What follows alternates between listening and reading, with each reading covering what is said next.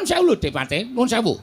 Sedaya menika gumantung karo nggone tumajuh para murid nampa ngelmune Bhagawan Durna. Oh, sampean ora ngerti kok.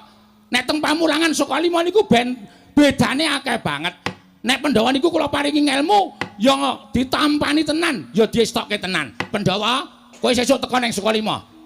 Jam 7 esuk kudu tekan Sukalima. Pandhawa 5, Puntadewa Werkudara Janaka Klasdewa. Setengah 6 wis teng sekolahan.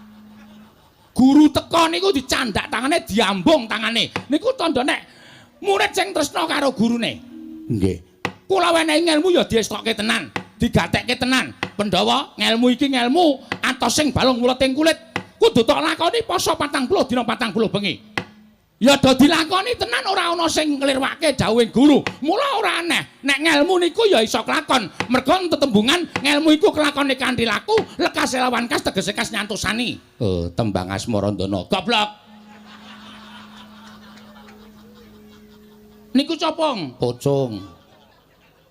Adan? Nggih, nggih. Ya diestokke tenan. Nek sampean ngerti Kurawa, oh, Kurawa niku jan keparat tenan kok. Nggih. Ngoten nggih, Kakang. Nggih. Kurawa 100 Kurawa. Sesuk jam 8 kowe tekan Sukalima. Tak wenehi atosing balung wuleting kulit. Sendika menemban, sendika menemban. Kabeh do semaur ketok gumyak lan rame. Ning bareng kula tilik teng sekolahan, setengah 9 durung ana wong. Setengah 10 ming citraksi karo Durmagati. Niku kowe do nggawa kertu, ora. Liyane do teng mburi Sukalima do Ciliwi, ora jajal.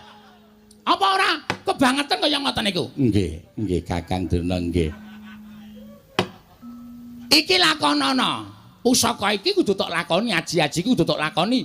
Nglakoni 40 dina 40 bengi. Poso. Aja nganti mangan apa-apa. Aja nganti cedak karo wong wedok. Do sendika, sendika, sendika. Ora ana sing kuat, kabeh gagal kabeh. Citraksi kuat poso teng Sentong 40 dina karo bojone ning jero. Ayo betah wae. Nggih.